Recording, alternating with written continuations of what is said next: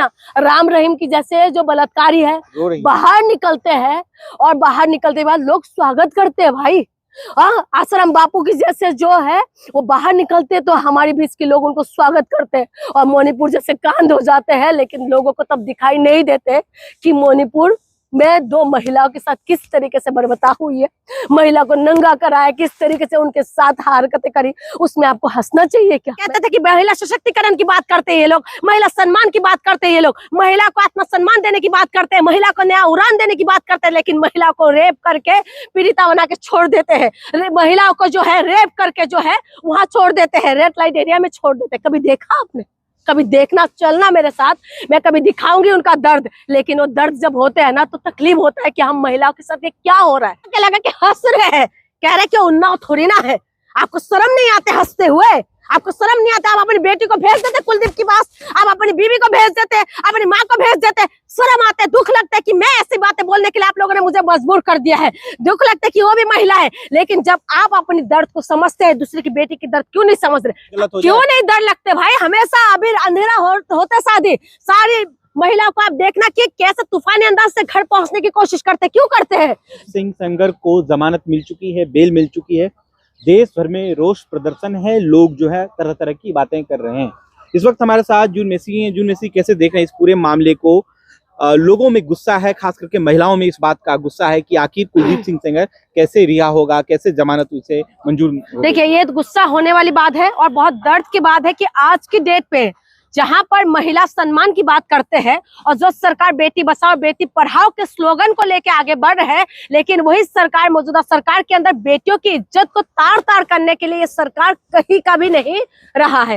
हर वक्त आप देखते हैं, उत्तराखंड से लेके आप चला जाए नॉर्थ ईस्ट तक, हर जगह पे सिर्फ और सिर्फ बेटियों के साथ आए दिन बलात्कार, आए दिन रेप, आए दिन बेटियों को नाइंसाफ देते हो। और अभी जो ये उन्नाव का केस है, ये तमाम तरीके से आपने देखा होगा कैसे इस केस को उछले थे।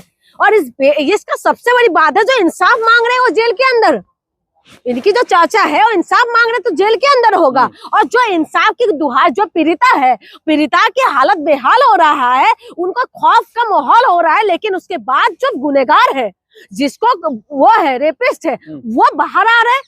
आप बताइए कि अच्छा आचरण उन्होंने किया है जेल में, इसलिए उन्हें ऐसा बहुत अच्छा आचरण करते हैं। ऐसा तो क्या अंदर जाके क्या ऐसा अच्छा आचरण कर दिया? बताइए क्या करा होगा उन लोगों ने जो आपको लगता है कि अच्छा आचरण हुआ? ये कौन सी एंगल से देख के आप बता रहे हैं कि अच्छा आचरण हो रहा है? कौन सी एंगल है? आप वहां पर अपनी बेटियों को जो भी ये कर रहे हैं ना, मैं तो उनको कहूंगी अपनी बेटी, अपनी माँ, अपनी बीबी को कुलदीप के पास भेज दो और उसके बाद पता चल जाएगा उसका आचरण अच्छा है या नहीं है।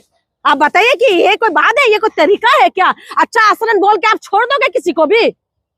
इसको आप मानते हैं अच्छा आचरण? तो कोर्ट पे भरोसा नहीं है आपका? मुझे भरोसा बिल्कुल अब नहीं रहा है, क्योंकि आप बताइए कि कोर्ट के ऊपर लास्ट उम्मीद जो होता है, किसी के साथ लड़ते झगड़ते कुछ भी करते हैं, हमने देखा तुझे देख चैलेंज करते हैं कि हम कोर्ट में जाएंगे, यही होता है ना। लेकिन उसके बाद कोर्ट से आप क्या उम्मीद करेंगे? बताइए, लास्ट उम्मीद कोर्ट से रहते हैं।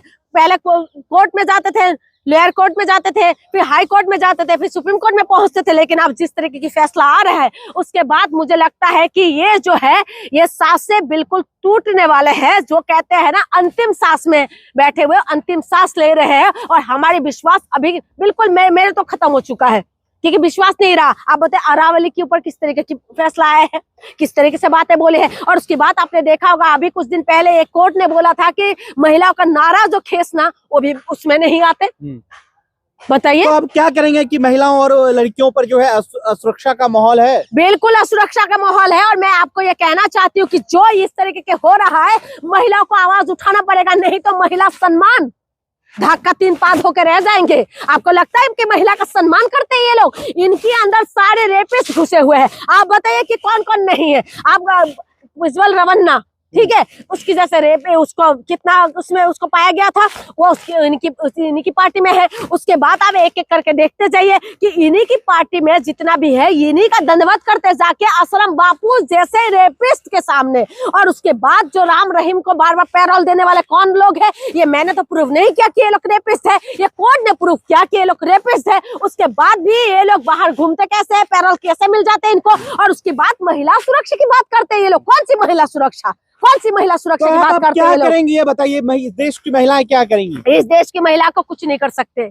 हम लोगों को तो देवी बना के रखा हुआ है, लेकिन देवी बना के ये लोग रेप करते रहते हैं। क्या कर सकते हैं महिला को विरोध करना चाहिए, महिला को जन आंदोलन करना चाहिए, रोड पे आना चाहिए, क्योंकि ये जो हुआ है ना, ये दर्द हो रहा है। अभी जो है तकलीफ होता है हम लोगों को, खुद हम भी बाहर निकलते हैं, हमें भी तकलीफ होता है, कमाने के लिए बाहर निकलना पड़ता है, नहीं तो पेट कैसे पलेगा बताइए? कैसे खाएंगे, कैसे हम लोग जिंदा रहेंगे? डर है कि आपके साथ बिल्कुल कुछ गलत हो जाए? क्यों नहीं डर लगते भाई, हमेशा अभी अंधेरा होते सारी महिलाओं को आप देखना कि कैसे तूफानी अंदाज से घर पहुंचने की कोशिश करते, क्यों करते हैं? डर है, खौफ है हमारे अंदर कि कहीं कई लोग हमारी कोई छेड़छाड़ ना कर दे, कोई इस तरीके से हरकतें ना कर दे। कहाँ जाएंगे आप? पुलिस थाने के पास जाए? आज की डेट में मैं बता दूं, घर में अगर कोई हिंसा हो, घर के अंदर की बात बता रही हूँ, अगर रेप तो बहुत दूर की बात है, घर के अंदर कलेश होने की बात, अगर पति पत्नी में कोई लड़ाई होता है, आप पुलिस को फोन करके देखिए, पुलिस को फोन करके देखिए, पुलिस सबसे पहले महिला को टारगेट करेंगे। ये मैं अपने एग्जाम्पल बता रही हूँ, बहुत सारी केस मैंने देखा है, जो सबसे पहले मेरी आंखों के सामने जो लोग फोन करते हैं, उसके बाद दिखाई देता है जब पुलिस वाले आते हैं, किसका कौन गुनहगार है ये नहीं देखते, सबसे पहले महिला के ऊपर इनको शक के सुई जाते हैं। इसीलिए मैं कहती हूँ महिला को इंसाफ नहीं मिलने वाले। आज वो पीड़िता इंदिरा गेट के पास जब बैठी हुई थी, कैसे घसीटा गया उनको, आप बताइए कहाँ जाएंगे, किससे इंसाफ मांगेंगे? इंदिरा गेट के पास ही आके इंसाफ मांग रही थी, लेकिन उसके बाद ठहाके लगा के इनकी मंत्री जो ठहाके लगा के हंस रहे हैं, कह रहे कि उन्नाव थोड़ी ना है। आपको शर्म नहीं आते हंसते हुए? आपको शर्म नहीं आता? आप अपनी बेटी को भेज देते कुलदीप के पास, आप अपनी बीवी को भेज देते, अपनी माँ को भेज देते। शर्म आते है, दुख लगता है कि मैं ऐसी बातें बोलने के लिए आप लोगों ने मुझे मजबूर कर दिया है, दुख लगता है कि वो भी महिला है। लेकिन जब आप अपनी दर्द को समझते हैं, दूसरे की बेटी की दर्द क्यों नहीं समझ रहे? ठहाके लगाने हंसने की बात है। नहीं जाएंगे आप? कहाँ जाए, किस लिए जाए, किसके ऊपर उम्मीद करें? नहीं जाना, किस लिए जाए बताइए? कहाँ जाएंगे आप? कहाँ जाएंगे? जहन्नम में जाएंगे। वो बोल रहे थे ना, एक दिग्विजय सिंह बोल रहे थे ना, गिरिराज सिंह कि जहन्नम में जाए, तो हम लोग जहन्नम में चले जाए, दफना दो हम लोगों को, जिंदा जी दफना दो। कोर्ट के पास जाने से मुझे लगता है कि अब की टाइमिंग जिस तरीके की फैसला आ रहा है, हमें लगता है कि हमें दफन हो जाना सबसे बढ़िया है कि जहन्नम के अंदर दफन हो जाए। आप महिला जिंदा होना नहीं पसंद कर रही? क्यों जिंदा? आपको पता है महिला होना कितना बड़ी बात हो गई है इस देश के अंदर। पहले कहते थे कि महिला सशक्तिकरण की बात करते हैं ये लोग, महिला सम्मान की बात करते हैं ये लोग, महिला को आत्मसम्मान देने की बात करते हैं, महिला को नया उड़ान देने की बात करते हैं, लेकिन महिला को रेप करके पीड़िता बना के छोड़ देते हैं। महिलाओं को जो है रेप करके जो है वहां छोड़ देते हैं, रेड लाइट एरिया में छोड़ देते हैं। कभी देखा आपने? कभी देखना, चलना मेरे साथ, मैं कभी दिखाऊंगी उनका दर्द। लेकिन वो दर्द जब होते हैं ना, तो तकलीफ होता है कि हम महिलाओं के साथ ये क्या हो रहा है। रेप होने के बाद आपको पता है, एक महिला के साथ जब रेप होते हैं, उसको मार देना सही है कि उसको तुम रेप करने के बाद तुम उसको मार दो। अगर मार दो ना, तो शायद उसको जिंदगी उसको सही मौत मिल जाएगा। लेकिन अगर जिंदा जी छोड़ देते हैं ना, तो लोगों को ऐसा लगता है कि जो लोग है ना, लोग उनको जीने नहीं देंगे, समाज नहीं जीने देते। भावुक नहीं होना चाहिए क्या? आज बताइए ना, राम रहीम की जैसे जो बलात्कारी है बाहर निकलते हैं, और बाहर निकलते के बाद लोग स्वागत करते हैं भाई।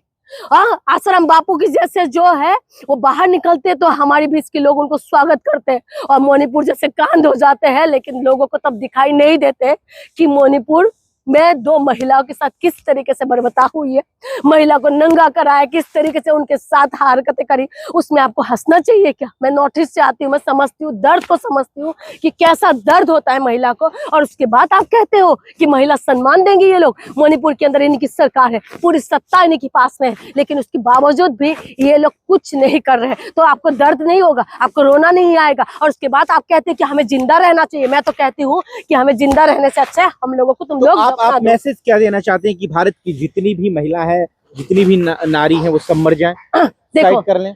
सुसाइड करना सोल्यूशन नहीं है, लेकिन आवाज उठाना सोल्यूशन है। लेकिन आवाज उठाएंगे तो क्या करते हैं? केस करेंगे। पोल्यूशन के ऊपर जो आपको प्रोटेस्ट करते हैं, उसके बाद उनके ऊपर केस लगा देते हैं।